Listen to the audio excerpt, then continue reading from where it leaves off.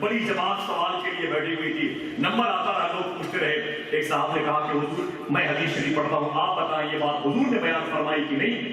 شیخ عبدالعزیز دباغ خاموشی سے بیٹھے رہے۔ اس نے کہا جیسے حدیث شریف پڑھی، فرمایا ہاں یہ حدیث شریف حضور نے بیان فرمائی۔ ایک صاحب نے کہا میں پڑھوں؟ کہا تو پڑھ۔ اس نے پڑھی تو فرمایا کہ حضور اب بتا دیں یہ حدیث شریف حضور نے بیان فرمائی کہ نہیں؟ آپ فرماتے نہیں یہ حدیث شریف حضور نے بیان نہیں فرمائی، بعد میں کسی نے اسے کڑھ لیا ہے اور حضور کے نام سے منسوخ کر دیا ہے، یہ بات حضور کی زبان سے نہیں نکلی۔ ایک عالم دین نے کہا حضور آپ کو کیسے پتا چلا یہ حدیث شریف کسی نے کڑھ لی ہے، یہ ڈپلیکیٹ ہے، اور یہ کیسے پتا چلتا ہے یہ اصلی ہے، یہ قوی حدیث شریف ہے؟ آپ فرماتے ہیں کہ حضور کی زبان سے جو حدیث شریف ظاہر ہوئی ہے ان کے حروف مہکتے ہوئے نظر آتے ہیں، حرف مہکتے ہیں، جملے خوشبودار ہوتے ہیں۔ ذرا سوچو کہ سر سے لے کر پیر تک تنویر ہی تنویر ہے، جیسے منہ سے بولتا قرآن وہ تفسیر ہے، دیکھ کر دنیا پریشان ہے جمال مصطفیٰ، وہ مصور کیسا ہوگا جس کی یہ تصویر ہے۔ یہ بخاری شریف کی محفل ہے۔ صوفیہ فرماتے ہیں پہلے کے دور میں بچے بیمار ہوتے تھے تو مائیں اپنے شوہر سے کہتی تھی اس بچے کو بخاری شریف کی تقریب میں لے کے جاؤ، اگر یہ تھوڑی دیر ہی بیٹھا رہا تو اللہ اسے شفا عطا فرما دے گا۔ کمزور بازوؤں کے عقیدے کے مالکان بخاری شریف کی محفل کو ڈھونڈتے تھے۔ آج یہ مبارک محفل سجی ہوئی ہے اس شخصیت کے تعاقب میں چلے جس کو ہم نبی صدر الشریعہ کہتے ہیں، جس کو ہم خلیفہ تاج الشریعہ کہتے ہیں، جس کو ہم خلیفہ محدث کبیر کہتے ہیں، جس کو ہم سربراہ اعلیٰ جامعہ امام اعظم ابو حنیفہ کہتے ہیں، جس کو امریکہ جا کر کے دین مصطفیٰ صلی اللہ علیہ وسلم کو گھر گھر پہنچانے والی اپنی شخصیت کے نام سے منسوب کرتے ہیں، جس کے شریانوں میں صدر الشریعہ کا لہو دوڑ رہا ہے، وہ شخصیت یہاں پر موجود ہے۔ لیکن مفتی ابو صالح صاحب نے کہا کہ آصف بھائی بابا جی کا حکم ہوا ہے، ابھی اشارہ ہوا ہے، چند شعر کے لیے ہی صحیح بھائی اسد اقبال صاحب کو مائک پر لایا جائے، تو میں اجازت طلب کرتا ہوں حضرت سے اور آپ سے گزارش کر رہا ہوں کہ صاحب نعت کی بارگاہ میں نعت کے کچھ شعر اور ہو جائیں، اس کے بعد انشاءاللہ بخاری شریف کی برکتیں ظاہر ہوں گی۔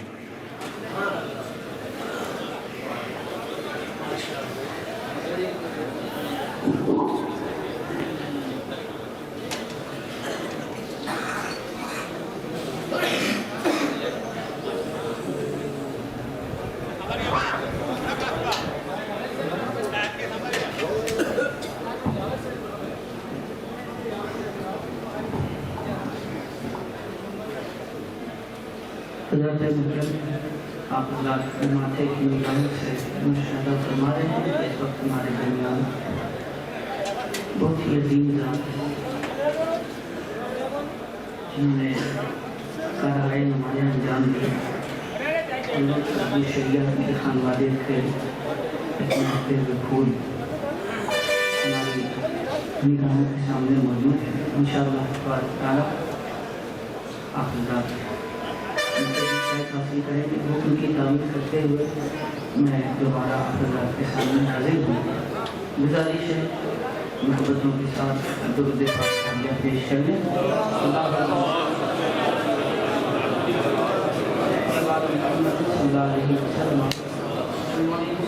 السلام علیکم یا حبیب اللہ صلی اللہ علیہ وسلم۔ میرے جاتے روزے پاک کر دیں صلی اللہ علیہ یا رسول اللہ سلام علیہ یا حبیب اللہ صلی اللہ علیہ یا وسلم علیہ یا کب بلاتے ہیں یہ شاہ دو سرا پہ چھوڑ دے، تو غلام ان کا ہے سب ان کی عطا پہ چھوڑ دے، اور اپنی بخشش کے لیے اپنی بخشش کے لیے تو سوچنے والا ہے کون؟ مصطفیٰ کا کام ہے یہ مصطفیٰ پہ چھوڑ دے، صلی اللہ علیہ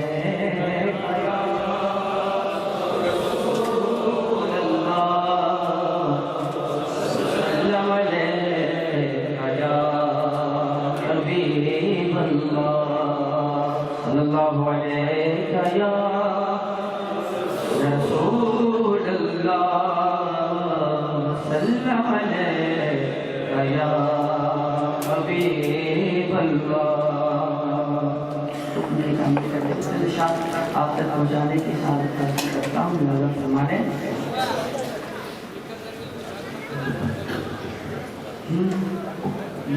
لب پر سجی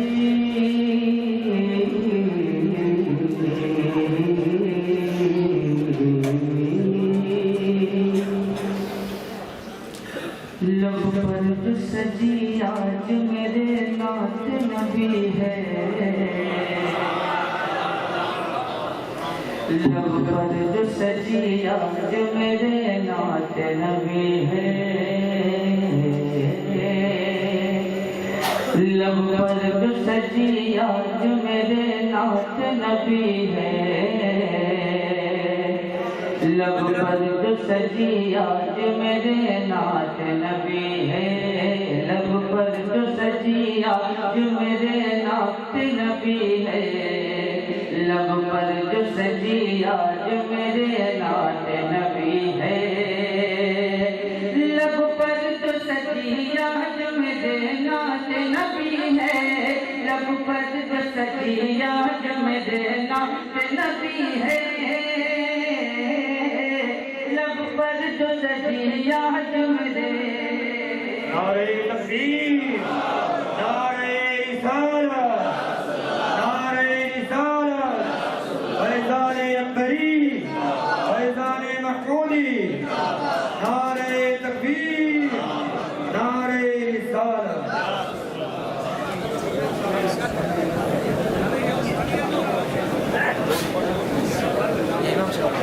بند کر پکانا تھا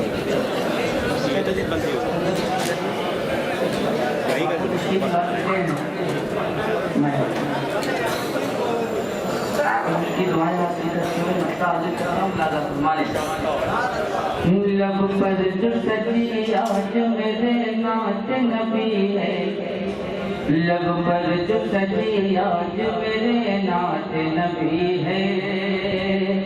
لب پر جو سجی آج میرے نعت نبی ہے. لب پر جو سجی آج میرے نعت نبی ہے. لب پر جو سجی آج میرے نعت نبی ہے. لب پر جو سجی آج میرے نعت نبی ہے. ہر عاشق سرکار کے چہرے پہ خوشی ہے. ہر عاشق سرکار کے چہرے پہ خوشی ہے. ہر عاشق سرکار کے چہرے پہ خوشی ہے. ہر عاشق سرکار کے چہرے پہ خوشی ہے. کہتی ہے زمین دیکھ کے یہ ذرے طیبہ. کہتی ہے زمین دیکھ کے یہ ذرے طیبہ. کہتی ہے زمین دیکھ کے یہ ذرے طیبہ. کہتی ہے زمین دیکھ کے یہ ذرے طیبہ. کہتی ہے زمین دیکھ کے یہ ذرے طیبہ. کہتی ہے زمین دیکھ کے یہ ذرے طیبہ. اے ماہ فلک سن لے ابھی تجھ میں کمی ہے. اے ماہ فلک سن لے ابھی تجھ میں کمی ہے. اے ماہ فلک سن لے ابھی تجھ میں کمی ہے. اے ماہ فلک سن لے ابھی تجھ میں کمی ہے. اے ماہ فلک سن لے ابھی تجھ میں کمی ہے. اے ماہ فلک سن لے ابھی تجھ میں کمی ہے. جنت کو بھی معلوم ہے کیا شے ہے مدینہ. جنت کو بھی معلوم ہے کیا شے ہے مدینہ. جنت کو بھی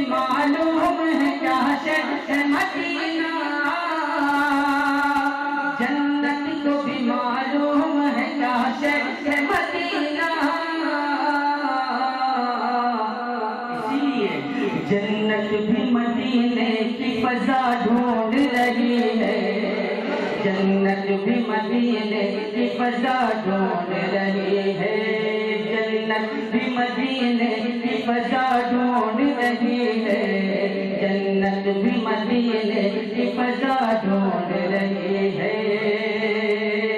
کہتا ہے فلک دیکھ کے سرکار کا روضہ، کہتا ہے فلک دیکھ کے سرکار کا روضہ، کہتا ہے فلک دیکھ کے سرکار کا روضہ، کہتا ہے فلک دیکھ کے سرکار کا روضہ۔ کیا عرش مولا کی یہ بنیاد رکھی ہے، کیا عرش مولا کی یہ بنیاد رکھی ہے، کیا عرش مولا کی یہ بنیاد رکھی ہے، کیا عرش مولا کی یہ بنیاد رکھی ہے۔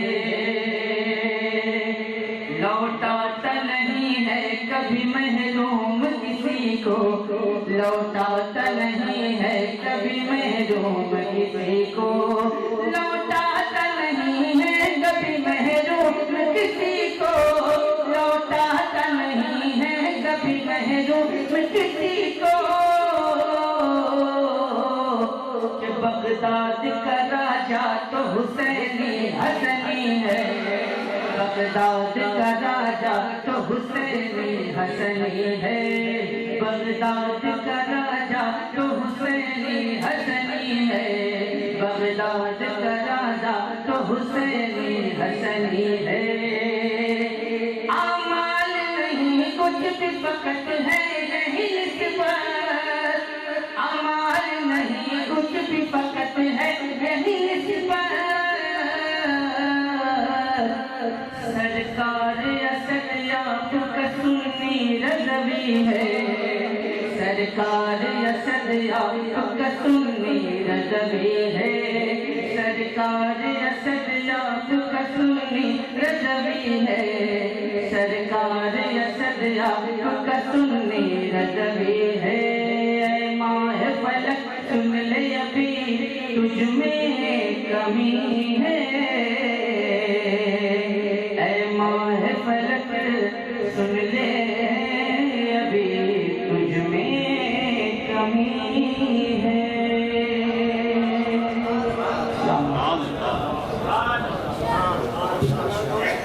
شہزاد صلی اللہ علیہ وسلم میں اس کے وجود کی خصوص شہزادہ سرکار غوث اعظم سیدی شاہ قرنی شاہ صاحب قبلہ جیلانی بزرگ بندورانی کی موجودگی ہے، دیگر سادات کرام تشریف فرما ہے۔ جشن سالہ سیدی سرکار قرنی شاہ جیلانی رحمۃ اللہ تعالی اور سیدی سرکار محمود شاہ جیلانی رضی اللہ تعالیٰ عنہ کے زیر سایہ بیٹھنے والے بہت بہت مبارک ہو۔ حضور غوث اعظم سرکار کی یہ مبارک آل اولاد موجود ہیں، کچھ شاخ میرے سامنے ہے۔ حضور غوث اعظم مجھے نعرہ لگانا ہے، بس میرا کام ختم ہو گیا ہے، وقت بہت کم ہے۔ حضور غوث اعظم فرماتے ہیں وَلَوْ أَلْقَيْتُ سِرِّي فَوْقَ مَيْتٍ لَقَامَ بِقُدْرَةِ الْمَوْلَىٰ تَعَالِي وَلَوْ أَلْقَيْتُ سِرِّي فِي جِبَالٍ لَدُكَّتْ وَاخْتَفَتْ بَيْنَ الرِّمَالِ وَلَوْ أَلْقَيْتُ سِرِّي فِي جِبَالٍ فِي بِحَارٍ لَصَارَ كُلُّ غَوْرٍ فِي الزَّوَالِ۔ کیا مطلب؟ غوث اعظم فرماتے ہیں کہ میں وہ عبد القادر ہوں جس کا راز اگر مردے پہ ڈال دو مردہ اٹھ کے کھڑا ہو جائے، میں وہ عبد القادر ہوں جس کا راز اگر سمندر کی چھاپ پہ رکھ دو سمندر کا پانی خشک ہو جائے۔ فرماتے میں وہ عبد القادر ہوں جس کا راز اگر پہاڑ کی چوٹی پہ رکھ دو پہاڑ ریزہ ریزہ ہو جائے۔ میں اپنے نانا کے نقش قدم پر ہوں۔ بھائی بیٹھے کوئی دقت نہیں ہے، بابا جی نے حکم دیا ہے وہ انتظام ہو جائے گا لائٹ کا، بیٹھیں۔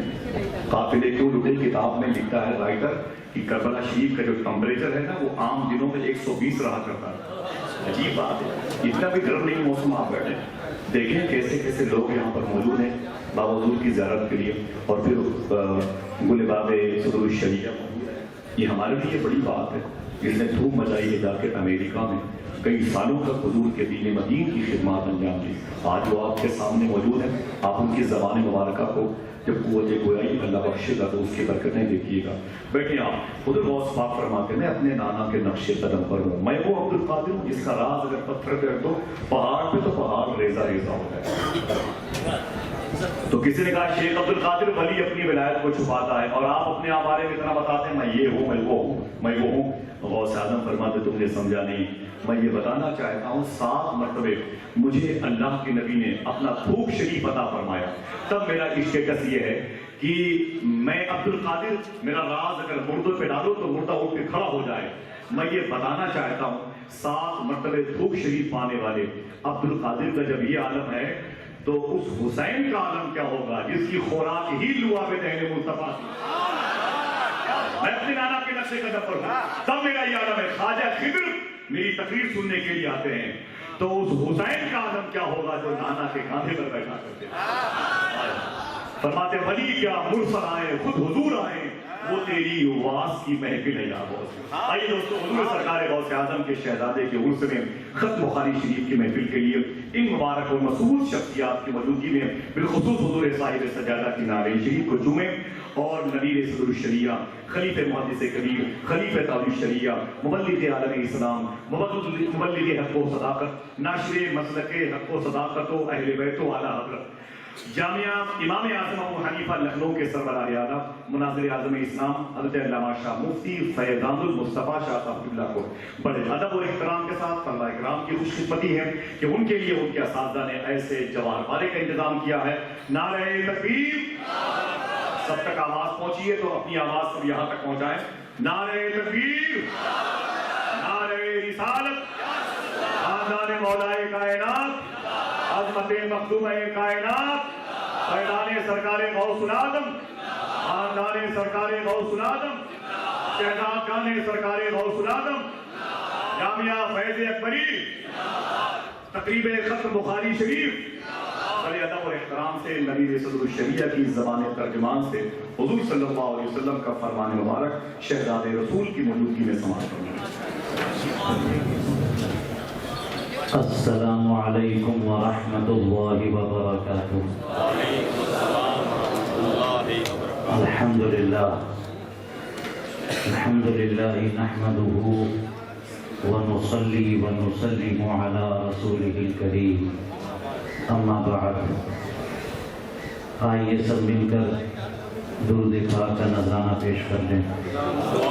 اللہم صل علی سیدنا وشفیعنا وحبیبنا وقریبنا ومولانا محمد وعلى آلہ واصحابہ دائما ابدا مبارکا کثیرا کثیرا. وقت مختصر ہے. اس دارالعلوم فیض اکبری کے ماحول میں پہلی بار اللہ سبحانہ و تعالیٰ کا کلام قرآن مقدس یہ وحی ربانی وحی مطلوب اور متواتر کلام ہے. یہ کلام کس پہ نازل ہوا؟ اللہ تعالیٰ نے اپنے نائب مطلق رسول کریم علیہ السلام پر نازل فرمایا. آپ کو کیسے پتا کہ یہ اللہ کا کلام ہے؟ کیسے معلوم کہ یہ اللہ کا کلام ہے؟ خود رسول کریم علیہ السلام نے بتایا تبھی تو آپ کو پتا ہے کہ یہ اللہ کا کلام ہے. میں فقیر آپ حضرات سے گزارش کروں گا کہ میری صرف آڈیو ریکارڈ کر سکتے ہیں میری طرف سے. تو کہنا یہ ہے کہ رسول کریم علیہ السلام کی زبان سے ہی آیتیں تلاوت ہوتی تھیں. وہ صحابہ کرام سنتے تھے اور وحی غیر مطلوب یعنی حدیث پاک وہ بھی رسول کریم علیہ السلام کی زبان اقدس سے ہی جاری ہوتی تھی. تو عام لوگوں کو کیسے پتا کہ کون قرآن ہے اور کون حدیث ہے؟ جی یہ رسول کریم علیہ السلام پر ہی سارا معاملہ ڈیپینڈ کرتا ہے کہ وہ جسے کہہ دیں گے کہ یہ اللہ کا کلام ہے ہم مان لیں گے کہ یہ اللہ کا کلام ہے. اور یہی وجہ ہے کہ قرآن کریم کی اتھارٹی اور اس سے استناد کے لیے جو کچھ رسول کریم علیہ السلام کہہ دیں گے وہی سب سے بڑی اتھارٹی ہے. اللہ تعالیٰ نے قرآن پاک میں نبی کریم علیہ السلام کی بعثت کے 3-4 بہت سارے مقاصد بیان فرمائے، ایک جگہ 3-4 مقاصد جو بیان فرمائے تو فرمایا یتلو علیہم آیاتک ویعلمہم الکتاب والحکمہ، کہ وہ اس لیے تشریف لائے تاکہ لوگوں کو اللہ کی آیتیں تلاوت کر کے سنائیں، اور ایک جگہ فرمائے ویزکیہم، ان کا تزکیہ قلب کریں، اور پھر فرمایا وَيُعَلِّمُهُمُ الْكِتَابَ وَالْحِکْمَةَ، انہیں کتاب بھی سکھائیں اور حکمت بھی سکھائیں۔ یہ جو اسلوب ہے، یہ جو مفہوم ہے، 1-2 جگہ نہیں ہے، مختلف جگہوں میں قرآن پاک میں مختلف مقامات پہ یہ بات صراحتاً ذکر فرمائی۔ اب بتائیے، قرآن کریم کی آیتیں تلاوت کرنا رسول کریم علیہ السلام کی بعثت کا مقصد ہے کہ وہ بتائیں کہ یہ اللہ کا کلام ہے، اور کیا ہے یہ آیت ہے۔ اس کا مطلب یہ ہوا کہ تعلیم سے پہلے ہمیں ہمارے سامنے ایک سلیبس ہونا چاہیے، ایک نصاب تعلیم ہونا چاہیے۔ بس یوں ہی بندہ بیٹھ جائے اور پڑھائی شروع کر دے تو اس کے درس کی کوئی ویلیڈیٹی ہو، کوئی گارنٹی نہیں۔ یہ آیت کریمہ بتاتی ہے کہ کوئی بھی درس ہو، کوئی بھی پیغام ہو، اس سے پہلے اس کے لیے ایک نصاب ہونا چاہیے، ایک سلیبس ہونا چاہیے۔ رسول کریم علیہ السلام کی ساری تعلیمات اور سارے پیغامات کا ایک سلیبس ہے، ایک نصاب تعلیم ہے، وہ قرآن ہے۔ قرآن جیسا ہے ایز اٹ از تلاوت کر دیا جائے، یہی تو نصاب تعلیم ہے۔ اب بات یہ ہے کہ عربوں کو رسول کریم علیہ السلام تلاوت کر کے سنائیں گے، سورہ فاتحہ پڑھ کے سنائیں گے، سورہ اخلاص شریف پڑھ کے سنائیں گے۔ وہ کون سی قوم ہے؟ عربی میں کمزور قوم ہے، نہ وہ صرف بیکار قوم ہے، وہ عربی نہیں جانتے تھے، خوب عربی جانتے تھے، بڑے صاحب لسان، ماہر لسان تھے وہ، مگر پھر بھی قرآن کریم نے فرمایا کہ رسول کریم علیہ السلام کی بعثت کا مقصد کیا ہے؟ یعلمہم الکتاب، نبی ان کو کتاب سکھائیں گے۔ عربوں کو عربی زبان میں جو قرآن نازل ہوا ہے، پہلے نبی وہ قرآنی آیتیں سنائیں گے اور پھر ان آیتوں کا مطلب سکھائیں گے۔ کیا عربوں کو عربی نہیں آتی تھی؟ ضرور آتی تھی، مگر پھر بھی کیا وجہ ہے کہ وہ قرآن کریم سکھانے کا کام رسول کریم علیہ السلام کو دیا گیا۔ یہ وجہ میں بعد میں بتاتا ہوں، پہلے یہ کہ اس سے پہلے قرآن پاک نے فرمایا وَيُزَكِّيهِمْ، ان کا تزکیہ قلب۔ یہ تزکیہ جو ہے نا، یہ دلوں کی صفائی کی بات ہوتی ہے، ذہن، مزاج، سوچ اور فکر کی پاکیزگی کا نام ہے۔ اب اگر مزاج خراب ہے، دل گندا ہو چکا ہے، تو پھر قرآن کریم تلاوت کرتے رہیے، کرتے رہیے، کرتے رہیے، اس کا نور اندروں میں جانے والا نہیں ہے۔ اسی لیے فرمایا کہ قرآن اگر سننا ہے، قرآن اگر سیکھنا ہے تو نبی کے وفادار سے سیکھنا، نبی کے غدار سے کبھی قرآن نہیں سیکھنا۔ یہ اس لیے کہ رسول کریم علیہ السلام کی جو ذمہ داری عطا کی گئی، پہلے تو یہ کہ قرآن کی آیتیں تلاوت کریں گے اور اس کے بعد تزکیہ قلوب کریں گے، اور پھر یعلمہم الکتاب، کتاب سکھائیں گے۔ کیونکہ جب تزکیہ قلوب ہو جائے گا، دل صاف اور ستھرا ہو جائے گا، تب جب قرآن کریم سکھائیں گے تو قرآن کریم کا علم ان کے دلوں میں رچتا اور بستا چلا جائے گا۔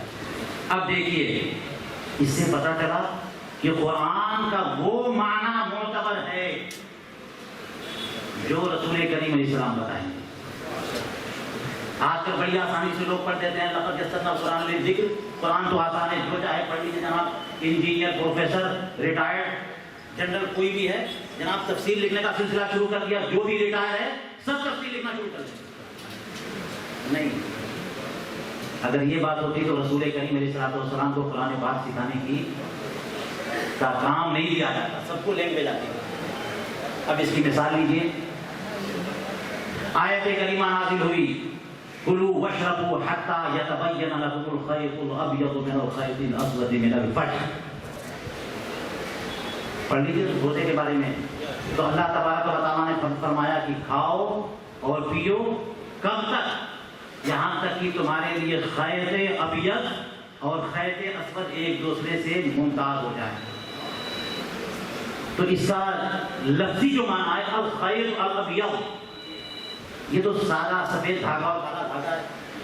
تو جیسے آج کا کوئی عربی نہ سمجھے گا کہ وہ کالا دھاگا اور سفید دھاگا، اسی طرح سے جب یہ آیت کریمہ ایک صحابی نے پڑھی तो काले धागे और सफेद धागे को काला धागा और सफेद धागा समझा, दो धागे ले लिए और देख रहे हैं मिला करके। उस वक्त तक खाना जब तक कि दोनों मुमताज न हो जाए, पता ना चलने लगे कि काला और धागा ये है, सफेद धागा ये है। रसूल करीम अलैहिस्सलाम को खबर हुई तो फरमाया खैते अस्वद से मुराद रात की तारीकी है और खैते अब्यद से मुराद सुबह सादिक की किरणें। पता चल गया कि कुरान का वो माना लेना है जो नबी अकरम सल्लल्लाहु अलैहि वसल्लम ने बताया। यही वजह है कि हज़रत याला इब्न उमय्या रज़ियल्लाहु ताला बुखारी शरीफ में मौजूद है, कहने लगे हज़रत उमर फारूक रज़ियल्लाहु ताला अन्हु से कि अल्लाह ताला ने सूरह माइदा में इरशाद फरमाया कि वइज़ा ज़रबतुम फिल अर्दि फला जुनाह अलैकुम अन तक़सुरू मिनस्सलाति इन खिफ्तुम अन यफ्तिनकुमुल लज़ीना कफ़रू। अल्लाह ताला ने नमाज़ क़स्र के बारे में मुसाफिरत की हालत में ये फरमाया कि जब भी तुम सफ़र करो तो तुम पर कोई हर्ज नहीं है कि तुम नमाज क़स्र करो। इन खिफ्तुम अन यफ्तिनकुमुल लज़ीना कफ़रू, अगर कुफ़ार तुम्हें आज़माइश में डालें, इसका तुम्हें अंदेशा और डर हो, हालात नॉर्मल नहीं है, हालात खराब है, डर है कि कुफ़ार हमला कर सकते हैं, मुश्किलात पेश आ सकती हैं, तो कुफ़ार के फितने और फसाद का डर हो तो हज़रत याला इब्न उमय्या ने कहा कि आज की डेट में बिल्कुल हालात बिल्कुल पुराना है, कंट्रोल में, तो आज फितने का कोई खौफ नहीं है, तो फिर क्यों हम कत्ल करें। तो हज़रत उमर फारूक रज़ियल्लाहु ताला अन्हु ने जब ये क्वेश्चन सुना तो फरमाया कि जो तुम्हारे जहन में जो सवाल पैदा हुआ ना, बेआईन ही यही सवाल मेरे भी जहन में आया और मैंने यही सवाल रसूल करीम अलैहिस्सलाम से कर लिया।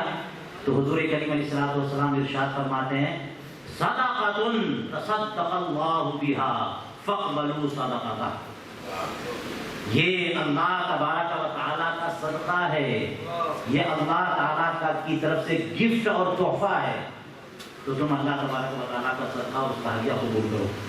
आज की डेट में कोई किसी को हदिया दे मोहब्बत में और सामने वाला रिजेक्ट कर दे, कैसा फील होगा। एक मामूली आदमी भी अपने सदक़े अपने हदिये को रद्द करना पसंद नहीं करता। आप क्या सोचते हैं, एक वली एक बुजुर्ग अगर सब कोई तोहफा दे उनको कबूल नहीं किया जाए, कितनी बड़ी महरूमी की बात है। अगर अल्लाह के रसूल को ही तोहफा दे और उसे कबूल ना किया जाए, कितनी बड़ी महरूमी की बात है। क्या ख्याल है, अल्लाह तबारक व तआला अगर कोई गिफ्ट दे और उसे रद्द कर दिया जाए। इसीलिए हमारे इमाम आज़म फरमाते हैं कि ये अल्लाह का तोहफा है, इसलिए हमें इजाजत नहीं है कि हम सफर में जो 4 रकाती नमाज 2 हो गई है उस 2 को 4 पढ़ें, क्योंकि जानबूझ करके अगर 4 पढ़ेंगे तो इसका मतलब ये होगा कि हम अल्लाह तबारक व तआला के हदिये को क्या कर रहे हैं, रिजेक्ट कर रहे हैं। फिक़्ह हनफी का मसला है, जानबूझ करके अगर पढ़ा तो गुनाहगार हुआ। तो इसका मतलब क्या हुआ, कुरान करीम का वो माना लेना है जो रसूल करीम अलैहिस्सलाम ने बताया और रसूल करीम अलैहिस्सलाम की हदीसों का वो मतलब लेना है जो सहाबा किराम ने बताया, जो सहाबा किराम ने बताया और सहाबा किराम के अक़वाल, उनके अफ़आल, उनके फतावा, उसका वो मतलब लेना है जिसको अइम्मा मुज्तहिदीन ने उजागर किया। आपको मैं बताऊं कि कुरान करीम की किसी आयत पर अगर हदीस पाक से अलग कर दिया जाए अमल मुश्किल है, अमल नहीं कर सकते। यही वजह है कि जनाब कुरान करीम ने तो साफ फरमाया हुर्रिमत अलैकुमुल मैततु वद्दमु वलहमुल खिंजीरि वमा उहिल्ला लिग़ैरिल्लाहि बिह। 4 मकामात पर ये मफ़हूम मौजूद है कुरान पाक में। तुम पर हराम किया गया मुर्दार, तुम पर हराम किया गया खून, तुम पर हराम किया गया। इसी तरह से फरमाया कि शराब और जो गैरुल्लाह के नाम पर ज़बह किया गया। मगर रसूल करीम अलैहिस्सलाम फरमाते हैं उहिल्ला लकुमुल मैततान वद्दमान। देख रहे हैं, अगर रसूल करीम अलैहिस्सलाम को अल्लाह ने अथॉरिटी नहीं बनाई, अपना नायब मुतलक नहीं बनाया, तो जब कुरान कह चुका कि मुर्दार सब के सब हराम, खून हराम, तो रसूल करीम अलैहिस्सलाम कैसे कह रहे हैं कि उहिल्ला लकुमुल मैततान वद्दमान। 2 मुर्दे ऐसे हैं जो तुम्हारे लिए हलाल है, 2 खून ऐसे हैं जो तुम्हारे लिए हलाल है। रसूल करीम अलैहिस्सलाम ने फरमाया अम्मल मैततान فالسمك والجراد، رہے دو مردے جو تمہارے لیے حلال ہیں، یعنی ذبح کرنے کی ضرورت نہیں ہے، وہ مچھلی اور ٹڈی ہے۔ وَأَمَّا الدَّمَانِ فَالطَّحَالُ وَالْكَبِيدُ، جو دو خون ہیں تمہارے لیے حلال کیے گئے وہ کیا ہے؟ دل ہے اور کلیجی ہے۔ جناب اس طرح سے بڑی بہت لمبی مثال کہ رسول اکرم صلی اللہ علیہ وسلم کو اللہ تعالیٰ نے اتھارٹی بنایا کہ جس چیز کو وہ چاہیں حلال کریں اور حرام کریں۔ قرآن کریم نے حرام کر دیا نا، مگر دو کو ایکسیپشن کیا رسول کریم علیہ السلام نے۔ اور جناب دیکھیے جہاں پر قرآن کریم نے فرمایا حرمت علیکم امہاتکم وبناتکم وخالاتکم الی آخر الآیہ، پوری لسٹ اللہ تبارک و تعالیٰ نے فرما دی ہے کہ یہ عورتیں ہیں، ان سے تم نکاح نہیں کر سکتے۔ تو وہاں پہ فرمایا وَأَن تَجْمَعُوا بَيْنَ الْأُخْتَيْنِ، یہ کہ تم دو بہنوں کو نکاح میں جمع کرو، یہ بھی کیا ہے؟ یہ الاؤ نہیں ہے، حرام ہے۔ ایک بہن اگر نکاح میں ہے، دوسرا نکاح کرنا ہے تو کوئی اور ہونی چاہیے، اس کی بہن نہیں ہونی چاہیے۔ یہ تو قرآن کریم نے فرما دیا۔ رسول کریم علیہ السلام اپنے اختیارات کو استعمال کرتے ہوئے فرماتے ہیں کہ اسی طرح سے یہ بھی حرام ہے کہ تم ایک خاتون اور اس کی پھوپھی کے درمیان جمع کرو، اور ایک خاتون اور اس کی خالہ کے درمیان جمع کرو، یعنی چچی یعنی بھتیجی اور پھوپھی ان دونوں کو ایک ساتھ نکاح میں رکھنا، اسی طرح سے خالہ اور بھانجی ان دونوں کو بھی نکاح میں رکھنا، یہ حرام ہے کہ نہیں ہے؟ حرام ہے نا؟ کس نے حرام کیا؟ رسول کریم علیہ السلام نے نا، بلکہ علماء تو اس کی اور تفصیل فرماتے ہیں کہ ہر ایسی دو خواتین کو نکاح میں جمع کرنا حرام ہے کہ ان میں سے ایک کو اگر مذکر فرض کیا جائے تو اس کی شادی اس سے نہ ہو سکے۔ ایسی دو خواتین کو نکاح میں جمع کرنا حرام ہے۔ یہ کہاں سے باتیں آ رہی ہیں؟ رسول کریم علیہ السلام کو اگر اتھارٹی نہیں بنایا تو جناب کوئی، میں کہتا ہوں آج اہل قرآن ہو یا اہل حدیث ہو یا کوئی بھی ہو، قرآن کریم کی ایک آیت سے کوئی مثال کوئی حکم نکال کر کے دکھائے تو پھر میں سمجھوں۔ جناب آپ ایک رکعت نماز بھی نہیں پڑھ سکتے صرف قرآن کی بنیاد پر اگر حدیثیں الگ کر دیں، آپ روزے بھی نہیں رکھ سکتے، آپ کو پتا ہے کہ 5 ٹائم کی نماز فرض ہے، لیکن کون سے ٹائم؟ وقت کیا ہے؟ حدیث پاک بتا رہی ہے۔ کتنی رکعتیں پڑھنی ہیں؟ حدیث پاک بتائے گی۔ کیا کیا ارکان ہوں گے؟ حدیث پاک بتائے گی۔ وقت کیا ہوگا؟ حدیث پاک بتائے گی۔ طریقہ کیا ہوگا؟ حدیث پاک بتائے گی۔ کن کن چیزوں سے نماز چھوٹے گی؟ حدیث پاک بتائے گی۔ تو جناب حدیث کو تو ریجیکٹ کر کے ہم ایک قدم نہیں چل سکتے، جناب زکات نہیں دے سکتے، کیسے پتا کہ کیا نصاب اور لمٹ ہے، کتنا % زکات دینا کیسے پتا؟ حدیث پاک کے بغیر کام کہ حج کا ایک رکن ادا نہیں کر سکتے رسول کریم علیہ السلام کی سنتوں اور ان کی حدیثوں کے بغیر۔ اس سے پتہ چلا کہ رسول کریم صلی اللہ علیہ وسلم کے کلمات، ان کے ارشادات، ان کی ہدایات، ان کی تعلیمات یہ سب سے اہم ترین ہے، اور حضور کریم علیہ السلام کو ہی اللہ تعالیٰ نے نائب مطلق بنایا اور اپنی طرف سے اتھارٹی بنایا۔ وہ جو کہتے ہیں وہی تو کہیں گے جو قرآن ہے، تم قرآن مان رہے ہیں، وہی تو کہہ رہے ہیں۔ تو آج ہم لوگ اپنے سامنے امام بخاری کی عظیم ترین کتاب دیکھ رہے ہیں، پڑھ بھی رہے ہیں، اور اس لیے حدیث پاک کوئی مختصر سی حدیث پاک ہے، اسے پڑھیں گے۔ یہ کتاب امام بخاری نے بڑے عشق و محبت کے ماحول میں لکھی ہے، رائٹرس بڑے بڑے گزرے ہیں، اس کی کتاب کو کتنی اہمیت اور پاپولیرٹی ملتی ہے یہ اللہ تبارک و تعالیٰ کے فضل و کرم پر ڈپینڈ ہے۔ بڑی بڑی محنتوں سے کتابیں لکھے لوگوں نے، زمانہ کے دستخط سے بچی نہیں کتابیں، لائبریری میں پڑھی ہوئی ہیں، دیمک چاٹ رہے، کوئی پڑھنے والا نہیں ہے، کوئی پڑھنے والا نہیں، مگر اللہ تبارک و تعالیٰ کا کرم اور بزرگوں کی عنایت جن کاموں کی طرف ہو جائے پھر جناب پوری دنیا میں وہ مشہور ہوتی ہے۔ یہی حال ہوا بخاری شریف کا۔ اسی طرح سے دیکھ لیجیے ہمارے دادا جان کی کتاب بہار شریف، 100 سال گزر گئے جناب، 20-25 سال میں وہ کتاب پرانی اسٹائل کی اولڈ فیشن قرار دے کر کے ریجیکٹ کر دی جاتی ہے، مگر تو یہ کتاب امام بخاری نے لکھی رسول کریم علیہ السلام کے اقوال، افعال اور احوال پر مشتمل سب سے صحیح ترین کتاب ہے، جس کے بارے میں فرمایا کہ روئے زمین پر آسمان کے نیچے قرآن کریم کے بعد اس سے صحیح ترین کوئی کتاب نہیں ہے. ایک بات یہاں پر نوٹ کرنے کا تب اس لیے یہ جو اصح الکتب بعد کتاب اللہ فرمایا، اس کا مطلب یہ ہوا کہ سب سے زیادہ آتھینٹک کتاب، سب سے زیادہ مستند کتاب. یہ مطلب نہیں کہ جناب امام بخاری سے کہیں کوئی مسٹیک نہیں ہوئی. بات سمجھ آ رہی ہے؟ اس لیے ہم اس کتاب کو اپنے سر پہ رکھتے ہیں، اپنے سینے سے لگاتے ہیں. ہم لوگ اس کتاب کو بہت شوق سے پڑھتے ہیں، مگر عمل کے معاملے میں جب بات آتی ہے تو ہم امام اعظم ابو حنیفہ کے قول سے ذرا سا بھی پیچھے نہیں ہٹتے، ذرا سا بھی پیچھے نہیں ہٹتے. بات سمجھ میں آ گئی؟ اس لیے یہ مطلب نہیں ہے کہ ہر حدیث صحت کے اسی معیار پر ہے، بلکہ مطلب یہ ہے کہ جتنی بھی کتابیں دنیا میں موجود ہیں ان تمام کتابوں میں سب سے ٹاپ پر جو آتھینٹک کتاب ہے وہ یہ کتاب ہے. اب جس دیکھیے امام بخاری نے یہ کتاب حرم مکی میں بھی لکھا، جائیے پتہ لگائیے امام بخاری حرم شریف میں کہاں بیٹھ کر لکھ رہے تھے. پھر ریاض الجنہ شریف میں بھی لکھا، وہاں بھی لکھا. اور یہ کتاب کئی بار امام اعظم نے، امام ابو حنیفہ نے تصنیف فرمائی کئی بار. اور پھر اسی کتاب کو انہوں نے پڑھانا شروع کیا تو 90,000 کلام ضرب یہ کتاب خود انہوں نے پڑھی. کتنی مقبول ہے، آج ہو گئے نا 1000 سال سے زیادہ. اب آتے ہیں ہم لوگ یہ حدیث پاک پڑھتے ہیں، آپ لوگ کھول لیجیے.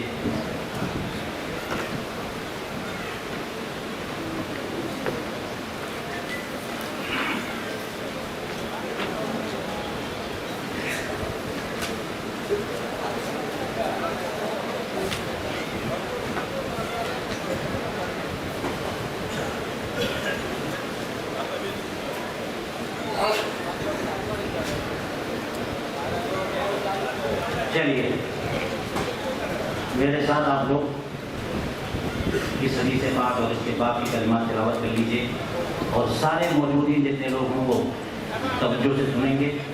مقصد یہ ہے کہ رسول کریم علیہ الصلوۃ والسلام کی زبان فیض ترجمان سے جو کلمات ادا ہوئے ایز اٹ از ہم اس کو تلاوت کرنے جا رہے ہیں. اس سے پہلے باب بسم اللہ الرحمن الرحیم. باب قول اللہ تعالی وَنَضَعُ الْمَوَازِينَ الْقِسْطَ لِيَوْمِ الْقِيَامَةِ وَأَنَّ أَعْمَالَ بَنِي آدَمَ وَقَوْلَهُمْ يُوزَنُ. وقال مجاهد القسطاس العدل في الرومية ويقال القسط مصدر المقسط وهو العادل، وأما القاسط فهو الجائر. حدثنا أحمد بن إشقابة قال حدثنا محمد بن فضيل عن عمارة بن القعقاع عن أبي زرعة عن أبي هريرة رضي الله تعالى عنه قال قال النبي صلى الله عليه وسلم كلمتان حبيبتان إلى الرحمن خفيفتان على اللسان ثقيلتان في الميزان سبحان الله وبحمده سبحان الله العظيم. سبحان اللہ. رسول کریم علیہ الصلوۃ والسلام کی زبان اقدس سے یہ کلمات ادا ہوئے تھے. محسوس کریے گا تو لطف آئے گا. حدیث پاک کے دو حصے ہوتے ہیں. جب محدثین حدیث پاک لکھتے ہیں شروع میں حدیث کے متن، شروع میں حدیث کی سند اور اس کے بعد متن. ٹھیک ہے، تو چین آف نریٹرز کہتے ہیں. اس سے انہوں نے حدیث پاک سنی، اس کے بعد جو حدیث پاک ہے اس کو بیان کرتے ہیں. اس کو ہم کہتے ہیں حدیث پاک. لیکن اس سے پہلے امام بخاری کا ایک طریقہ، ان کا اپنا اسلوب، اپنے اسٹائل ہے. وہ کیا کرتے ہیں کہ حدیث پاک پیش کرنے سے پہلے اس کو ایک ٹائٹل دیتے ہیں، ایک باب رکھتے ہیں، اس کے کچھ مفہوم اور کچھ مقاصد بیان کرتے ہیں، اور اس دوران قرآن کریم کی کوئی آیت اسی ٹاپک پر مل جائے امام بخاری اسے بھی کوٹ کرتے ہیں. تو اب دیکھیے امام بخاری نے باب رکھا باب قول اللہ وَنَضَعُ الْمَوَازِينَ الْقِسْطَ لِيَوْمِ الْقِيَامَةِ، یعنی یہ باب ہے اللہ تبارک و تعالیٰ کے اس ارشاد کا کہ ہم قیامت کے دن انصاف کے ترازو رکھیں گے، انصاف کا ترازو ہم قائم کریں گے. یہ آیت کریمہ ہے نا، اس کا مطلب یہ ہوا کہ اس آیت کریمہ میں میزان عمل کی بات ہو رہی ہے. تو تو اس لیے میزان عمل کو ماننا ضروری ہے کہ میدان قیامت میں ہمارے اعمال تولے جائیں گے. اور پوری امت میں کسی نے اس کا انکار نہیں کیا سوائے معتزلہ کے. میزان عمل کا انہوں نے انکار کیا اور یہ کہہ کر کے انکار کیا کہ جناب اعمال کو تولا کیسے جا سکتا ہے, اعمال کو وے کیسے کیا جا سکتا ہے. اور اللہ تبارک و تعالیٰ کو تو سب کچھ معلوم ہے عمل کو تولنے کی ضرورت کیا ہے, اس سے ہم آگے کلام کرتے ہیں. لیکن بات یہ کہ قرآن کریم نے جب یہ کہہ دیا تو بات تو کنفرم ہو گئی نا. ایک بات یہاں پر نوٹ کرنے کی ہے, وہ یہ کہ امام بخاری نے اپنی بخاری شریف جب شروع کی آپ نے پڑھ لی ہوگی, سب سے پہلی حدیث پاک سیدنا عمر فاروق رضی اللہ عنہ کی سند سے, ان کی روایت سے. وہ کون سی حدیث پاک تھی؟ انما الاعمال بالنیات وانما لکل امرئ ما نوى فمن هاجر الى الله ورسوله فهاجر الى الله ورسوله ومن كانت هجرته الى الدنيا يصيبها او امرأة ينكحها فهجرته الى الله الى ما هاجر اليه. تو یہ حدیث پاک جو ہے یہ نیت کے بارے میں, نیت کے بارے میں. تو بعض علماء یہ فرماتے ہیں کہ امام بخاری بات تو وحی کا فرماتے ہیں اور حدیث پاک نیت کی پیش کرے تو وحی اور نیت کا آپس میں کنیکشن کیا ہے. تو فرماتے ہیں محدثین اور شراح اور علماء کہ اصل میں وہ حدیث پاک پیش کرنے کا مقصد یہ ہے کہ سارے کے سارے لوگ سب سے پہلے اپنی نیت درست کر لیں, کیونکہ فرمایا نا انما الاعمال بالنیات وانما لکل امرئ ما نوى, سارے اعمال کا دار و مدار تو نیتوں پر ہے. اب حدیث پڑھنے والے حدیث پڑھنے میں اپنی نیت درست کریں, پڑھانے والے پڑھانے میں نیت درست کریں, نماز پڑھنے والے نماز کے تعلق سے اپنی نیت, سارے اعمال کا دار و مدار نیت پر ہے, نیت پہلے درست. اور آخر میں کون سی بات پیش کر رہے ہیں؟ میزان عمل والی اور بہترین ذکر دے رہے ہیں کہ ایسا ذکر رسول کریم علیہ السلام دے رہے ہیں جس کے بارے میں فرمایا کہ پورا میزان عمل اس سے بھر جائے گا. آخر کا سب سے بیسٹ نسخہ دے رہے ہیں. اس کا مطلب یہ ہوا کہ شروع وہاں سے کرنا ہے, شروع کہاں سے کرنا ہے؟ نیت سے. اور کوشش یہ کرنی چاہیے کہ ہمارے زندگی کا جو آخری مومنٹ ہو وہ اسی ذکر پر ختم ہو, اسی ذکر پہ ختم ہو. تو اب دیکھیے فرماتے ہیں امام بخاری وَأَنَّ أَعْمَالَ بَنِي آدَمَ وَقَوْلُهُمْ يُوزَنُ, بے شک انسانوں کے اعمال اور ان کی باتیں وزن کی جاتی ہیں. آج کی ڈیٹ میں یہ بیان کرنا مشکل نہیں رہا, لیکن اس زمانے میں جب حضرت امام بخاری نے یہ کتاب لکھی معتزلہ کا گروہ موجود تھا. کوئی بھی کوشچن کر سکتا تھا جہاں اعمال کیسے وزن کیے جائیں گے. انسان کو بیٹھا دیا جائے ترازو کے پردے میں, اس کو وزن کر لیا جائے, اس کے ایکشنز کو, اس کے اعمال کو, جو قابل ذات نہیں ہے, جس کے اندر جماؤ نہیں ہے, جو مادہ اور میٹیریل نہیں ہے, اس کو کیسے وزن کیا جا سکتا ہے؟ ہاں کوشچن. مگر امام بخاری نے فرمایا کہ لوگوں کے اعمال بھی وزن کیے جائیں گے اور لوگوں کے اقوال بھی وزن کیے جائیں گے. لوگ جو بولتے ہیں ہمارے سینٹینسز, ہماری جملے, ہماری باتیں, یہ سب وزن کیے. لیکن میں بتاؤں اس زمانے میں معتزلہ نے انکار کیا تھا تو ہمارے علماء نے اس کا جواب دیا, اور ایک جواب یہ تھا کہ تم کہتے ہو کیسے وزن کیا جائے. یہ بھی تو ہو سکتا ہے کہ جو نام اعمال ہے جس سے اعمال لکھے جاتے ہیں وہ نام اعمال وزن کر دیا جائے. جناب روزانہ آپ ایک کلمہ پڑھیے, ایک نماز 5 ٹائم نماز پڑھیے اور کسی کے پیپر پہ لکھ دیجیے, اور روزانہ ہوتے ہوتے 10 سال کتنی نمازیں وہ اٹھا کر کے وزن کرنے مشکل ہے. تو یہ بھی تو طریقہ ہو سکتا ہے. واللہ اعلم, اللہ تبارک و تعالیٰ کیسے ہمارے اعمال کو وزن فرمائے گا اس کی کیفیت یہ آخرت کا معاملہ ہے. ہمیں ماننا ہے, کیفیت ہم نہیں جانتے, مگر یہ بھی تو ہو سکتا ہے. آج کی ڈیٹ میں یہ سب چیزیں کچھ مشکل نہیں لگی. بات سمجھ میں آئی؟ ہمارے اقوال کو توڑنا, ہمارے اعمال کو توڑنا. اعلیٰ حضرت امام اہل سنت مجدد دین ملت امام احمد رضا فاضل بریلوی رضی اللہ تعالیٰ نے ایک کتاب لکھی ہے آواز کے تعلق سے, ساؤنڈ کے بارے میں. اور جو بھی ایکسپرٹس ہیں آج کل فزکس میں, ان سے پوچھیے تو بتائیں کہ آواز ہوتی کیا ہے. یہ آواز کی جو ویوز ہیں نکلتی ہیں, جو ہم بولتے ہیں, ویوز نکل رہی ہیں, یہ فضا میں ہوا کے سہارے آگے بڑھتی ہیں. اور یہ لہر بنتی ہے، تو لہر شروع میں بڑی زبردست ہوتی ہے اور جتنا ڈسٹینس بڑھتا جاتا ہے وہ لہریں کمزور ہوتی جاتی ہیں. یہی وجہ ہے کہ آپ قریب ہیں تو پورے ویلیوم میں سنیں گے، دور ہے تو کم سنیں گے، بہت دور ہے تو شاید نہ سن رہا ہے کیونکہ اس کی ویوز کمزور پڑ جاتی ہیں. لیکن اگر کوئی یہ سمجھ رہا ہے کہ ویوز ختم ہو گئی ہیں، فنا ہو گئی ہیں، ایسا نہیں ہے جناب، ایسا نہیں ہے. اب ٹیپ ریکارڈر اور ریکارڈنگ کے جتنے بھی کنسیپٹ آئے میدان میں، ٹیکنالوجی میں جتنا ڈیولپمنٹ ہوئی، ریکارڈ کرتے ہیں وہ ویوز کو انہی ویوز کو ریکارڈ کرتے ہیں. تو کیسے ہو رہا ہے یہ سب؟ کیا وزن کا معنی ریکارڈ کرنا نہیں؟ ان آوازوں کو اور ہماری باتوں کو، ہمارے جملوں کو ریکارڈ کیا جا رہا ہے کہ کیا جا رہا ہے؟ اور فرمایا ماہرین نے، فزکس کے ایکسپرٹ نے ثابت کیا کہ آواز کو جسم کی شکل میں کنورٹ کیا جا سکتا ہے. اگر تم یہی مان رہے ہو، بات یہ ہے نا کہ جب بھی ہم لوگ اسکیل اور ترازو کی بات کرتے ہیں تو وہ جو ٹال پر لکڑی وزن کرنے والا جو ترازو ہوتا ہے نا، وہی دماغ میں آتا ہے. بھائی ترازو بہت طرح کے ہو سکتے ہیں نا، گوشت تولا جاتا ہے، آلو تولے جاتے ہیں اور زیورات بھی تولے جاتے ہیں، ڈیجیٹل اسکیل بھی آ گئے ہیں. تو کیا ہر ایک کو تولنے کا ایک ہی پیمانہ ہوگا؟ پھر یہ کہ ہم انسان جیسے کسی چیز کو توڑتے ہیں تو کیا اولیاء کرام بھی ویسی تولیں گے؟ کیا فرشتے بھی ویسی تولیں گے؟ کیا اللہ تبارک و تعالیٰ بھی ویسی وزن فرمائے گا؟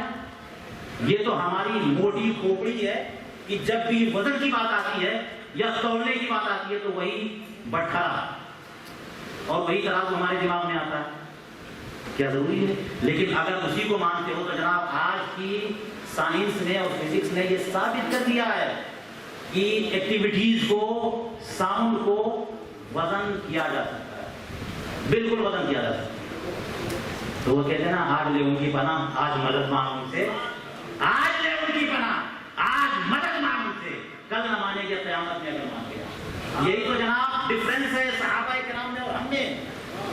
اس زمانے کے لوگوں میں صحابہ جو رسول کریم علیہ السلام نے کہہ دیا منعن مان لیا، کوئی آرگومنٹ نہیں، کوئی کوشچن نہیں، سرکار نے کہہ دیا مان لیا. بعد والے جناب ہر چیز پہ کوشچن، یہ کیسے ہوگا، یہ کیسے ہوگا، یہ کیسے ہوگا. آج لوگ تب مانیں گے جب سائنس کے اصولوں پر آپ سمجھا دیں گے. تو اس کا مطلب یہ ہوا کہ آپ نبی کی بات تو نہیں ماننے والے ہو، سائنس کی بات ماننے والے ہوئے. اپنے ایمان کے معیار کو تولو، سائنس کے مطابق جب سمجھا دیا جائے تب مانیں گے، اور اگر وہ دماغ قبول نہ کرے تو نہیں مانیں. یہی وجہ ہے کہ ہم لوگ صحابہ کرام کے زمانے میں نہیں پیدا ہوئے. ایک انہوں نے حضرت عبدالعزیز دباغ رضی اللہ تعالیٰ عنہ کے مجموعے کے ملفوظات سے ایک جملہ نقل کیا ہے. علامہ عبدالوہاب شعرانی کی کتاب ہے، اس سے مجھے ایک بات یاد آ رہی ہے کہ کوئی اگر یہ کہے کہ جناب کتنا اچھا ہوتا، کتنا اچھا چاہیے، عشق والے لوگ ہیں نا، محبت والے لوگ ہیں الحمدللہ، تو کسی کے دل میں یہ خیال آ سکتا ہے کہ کتنا اچھا ہوتا ہے کہ ہم لوگ حضور کے زمانے میں پیدا ہوتے. ہر ایک کی خواہش ہے، یہ نہیں ہے. ہم لوگ بھی اپنی نگاہوں سے رسول کریم علیہ السلام کے جلوے دیکھتے، ان کی صحبت کا فیض اٹھاتے، کتنا اچھا ہوتا. تو انہوں نے کنوینس کیا کہ پہلے یہ بتاؤ کہ رسول کریم علیہ السلام جس زمانے میں تشریف فرما تھے، اس زمانے میں دو گروہ تھے کہ نہیں تھے؟ ایک ان کے ماننے والے اور ایک انکار کرنے والے. آج کل جو حالات چل رہے ہیں اس کے اعتبار سے یہ بتاؤ کہ تم کس گروہ میں ہوتے ہیں. کیا تمہارے اندر اتنی اطاعت کا جذبہ ہے کہ جو سرکار کہتے وہی مان لو؟ اس لیے اللہ تبارک و تعالیٰ جو کرتا ہے اچھا کرتا ہے. ہمیں اللہ تبارک و تعالیٰ اپنے نبی کی امت میں قبول فرما لے، اہل بیت کرام کے خدام کے قبول فرما لے، یہی اس کا کرم ہے. آمین. یہی اس کا کرم ہے. تو دیکھیے یہ حدیث پاک فرما کیا امام بخاری نے کہ بے شک انسانوں کے اعمال اور ان کے اقوال تولے جائیں گے. امام مجاہد فرماتے ہیں القصاص العدل. اب کچھ علمی باتیں ذرا شارٹ کٹ میں بتا دوں میں، چونکہ نام اعمال کی بات ہے تو ایک جگہ آیت کریمہ ہے کہ وزنوا بالقسطاس المستقیم، تو وہ ایک لفظ آ گیا القصاص. تو اس کو ایکسپلین کرتے ہوئے کہتے ہیں امام مجاہد ابن جبر تابعی ہیں، انہوں نے کہا کہ قسطاس کا مطلب کیا ہے؟ قسطاس اصل میں عدل اور انصاف کے ترازو کو ہی کہتے ہیں. اور فرمایا ویقال القسط یبصر المقسط وهو العادل واما القاسط فهو الجاهل. لفظ قسط قاف سین طا قسط، اگر ہم لوگ آج کی ڈیٹ میں قسط بولتے ہیں نا تو وہ انسٹالمنٹ مراد ہوتی ہے. یہ LIC کی پہلی قسط گئی، دوسری قسط گئی، تو وہ قسط جو ہے نا LIC والی قسط جو ہوتی ہے وہ عربی میں قسط کا مطلب یہ نہیں ہے. قسط اللہ تبارک و تعالیٰ نے قرآن پاک میں ارشاد فرمایا اما القاسطون فکانوا لجہنم حطبا. جو قاسطین ہیں وہ جہنم کا ایندھن بنیں گے. قاسطین جہنم کا ایندھن بنیں گے. اس کا مطلب قاسطین کا مطلب ظالم لوگ، غلط قسم کے لوگ، جاہل لوگ، غلط کام کرنے والے فاسقین ہیں. اور ایک جگہ اللہ تعالیٰ نے فرمایا واللہ یحب المقسطین. اللہ تبارک و تعالیٰ مقسطین کو پسند فرماتا ہے. تو قاف سین تا کے کیسے لے آ گئے؟ قاسطین مقسطین، قاسطین مقسطین. تو اسی سے اگر لیا گیا تو مین مادہ ثلاثی مجرد قاف سین تا ہوا. تو وہی مقصد فرماتے ہیں کہ قسط مقصد ہے مقصد کا. حالانکہ آپ کو پتا ہے اس میں فاعل ہے مقصد اور باب افعال سے، ورنہ مجرد کا وزن تو یہ آتا ہی نہیں ہے. قاصد مجرد کا وزن ہے تو مقصد کا مقصد قسط کیسے ہو جائے؟ تو مقصد کا جو مصدر ہے وہ اقصاد ہے باب افعال، لیکن پھر انہوں نے کہا قسط ہے. اس کا مطلب یہ ہو کہ مصدر کا مصدر یعنی اصل اصیل مقصد جو نکلا ہے اس کا روٹ ورڈ جو ہے وہ کیا ہے؟ قاف سین طا. اور پھر مقصد کا معنی عادلین کیسے ہوا؟ اس لیے کہ آپ نے پڑھا ہوگا، اگر فصول بڑی بڑی ہو آپ نے اور خاصیات الافعال پر ذہن ہو تو اس میں آپ نے پڑھا ہوگا باب افعال کی خاصیات میں سے ایک خاصیت ہے سلب ماخذ. قرآن پاک میں ہے نا وعلی الذین یطیقون فدیۃ طعام مسکین. جو لوگ روزے رکھنے کی طاقت نہیں رکھتے وہ فدیہ ہے. تو روزے رکھنے کی طاقت نہیں رکھتے، لا تو ہے نہیں وہاں پہ. تو وہی بات یہاں پہ رکھ رہے ہیں کہ قسط یعنی ظلم، قسط یعنی جور، اور مقسط باب افعال سے اقصاد یعنی جور کو دور کرنے والا، ظلم کو دور کرنے والا. تو جو ظلم کو دور کرنے والا وہ کون ہے؟ عادی ہوا کہ نہیں ہوا؟ یہ ہوا واللہ یحب المقسطین. چلیے اب حدیث پاک پڑھیے. حدیث پاک کے بارے میں نے بتایا کہ حدیث پاک جب محدثین لکھتے ہیں، ہم لوگ اگر آج کل حدیث پاک بیان کرتے ہیں نا تو سمپل ان کتابوں پر اعتماد کرتے ہوئے صاف ہم لوگ رسول کریم علیہ الصلوۃ والسلام کا ارشاد بیان کرتے تھے. بخاری شریف نہیں کہ حضور نے فرمایا سرکار کی تین انداز ہے. کون جاتا ہے جناب پوری سند بیان کرنے؟ اگر سند بیان کریں گے تو پبلک بھاگ جائے. تو سند کوئی بیان نہیں کرتا، لیکن محدثین کا جو طریقہ ہے وہ کیا ہے؟ وہ حدیث نہیں بیان کریں گے جب تک کہ سند نہ بیان کریں. تو آج کی ڈیٹ میں ہم لوگ سب سے زیادہ اہمیت دیتے ہیں متن حدیث کو. بات کیا ہے وہ بتائیے جناب، وہ سند رکھیے، بات ہے نا وہ بتائیے کیا ہے، اصل بات کیا ہے. مگر اس زمانے میں محدثین کا جو زمانہ تھا وہ کہتے کہ نہیں نہیں بات کنارے رکھو، پہلے سند بتاؤ. یہ جناب کچھ بھی بول دو گے تو ہم مان لیں گے، پہلے سند بتاؤ. سب سے زیادہ اہمیت اس بات کی ہے کہ سند بتاؤ. کوئی کچھ نہیں، چپ رہو، کچھ بات ہم نہیں سننے والے، کوئی بات نہیں بتاؤ، پہلے سند. بات سمجھ آئیے، زمانہ الگ الگ ہوتا ہے. پہلے سب سے زیادہ اہمیت اس بات کی تھی کہ سند. تو اس لیے امام بخاری اپنی سند، یعنی مطلب کیا ہے سند کا؟ سند کا مطلب یہ ہے کہ میں نے اگر کسی سے کوئی بات سنی تو میں کہہ دوں گا کہ میں نے اپنے شیخ حضور محدث کبیر سے یہ سنا. لیکن اگر صدر الشریعہ اپنے دادا کے بارے میں کہوں گا تو آج میں کہہ دوں صدر الشریعہ سے میں نے سنا، کوئی بھی کہہ دے گا کہ جناب آپ جھوٹ بول رہے ہیں، آپ نے صدر الشریعہ کا زمانہ کہاں پایا؟ تو بیچ والے کو کیوں مائنس کیا؟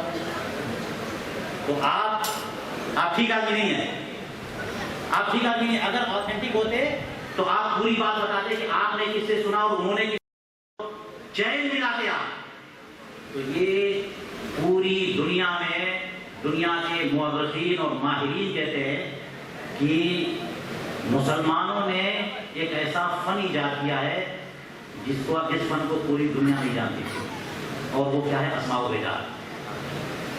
انہوں نے اور ماہرین نے کہا کہ لو لم یکن السند لقال الناس بما قال، کہ اگر سند نہ ہوتی تو جناب لوگوں کو جو منہ میں آتا رہتا لوگ بولتے چلے جاتے، کسی کی بات کی کوئی ویلیو نہیں ہوتی. آج صحابہ کرام نے، تابعین کرام نے، محدثین کرام نے جب یہ اپنا انداز نکالا کہ نہیں ہمیں نہیں سننی ہے بات، حضور کریم علیہ السلام کی حدیث پاک جب سناؤ گے نا تو ہم نہیں مانیں گے جب تک کہ آپ سند نہیں بتاؤ گے.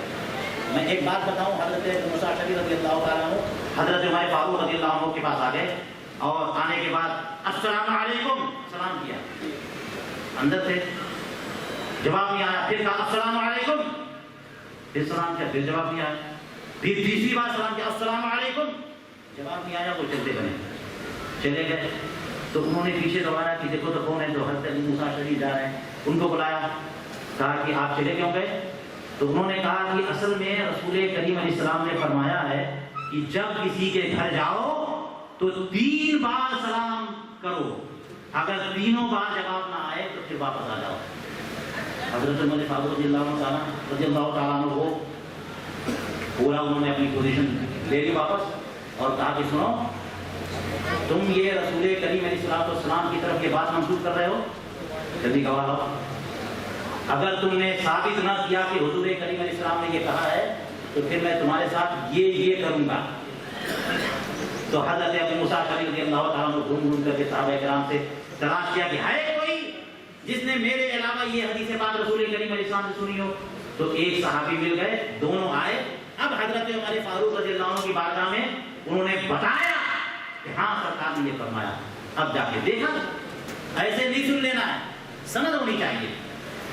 تو بات یہ ہے کہ امام بخاری تقریباً 250 سال کے بعد کا زمانہ ان کا ہے, حضور کریم علیہ السلام 250 سال کے بعد کا زمانہ. تو 100 سال کا زمانہ جب گزرے گا تو چین آف نریٹر جناب 100 سال میں تو 4-5 جنریشن تو آئی جاتی ہے, 4-5, اور آج کل تو اور تیزی سے جنریشن ہو رہی ہے, لوگ ختم بھی ہوتے جا رہے ہیں.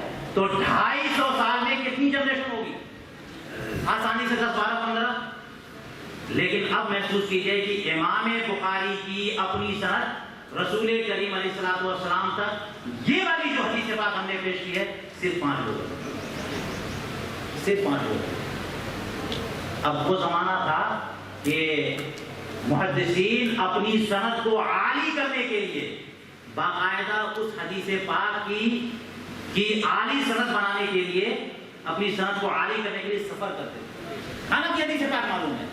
آج اگر کوئی حدیث پاک ہم کو ایک کتاب میں مل جائے گی, ہم دوسری کتاب میں تلاش نہیں کریں گے, کسی سے پوچھیں گے پڑھی تھی حدیث پاک. اس زمانے میں اگر کسی کو حدیث پاک معلوم ہے اور پتہ چل گیا کہ فلاں شہر میں ایک تابعی آئے ہوئے ہیں یا ایک تابعی یا ایک محدث آئے ہوئے ہیں, ان کے پاس یہ حدیث پاک یہی والی جو ہم نے پڑھی یہی والی موجود ہے اور ان کی سند ہم سے عالی ہے, تو جناب اس زمانے میں وہ لوگ سفر کر جاتے, وہاں پہنچ جاتے. اس زمانے میں سفر کرنا مشکل تھا, پہنچ جاتے.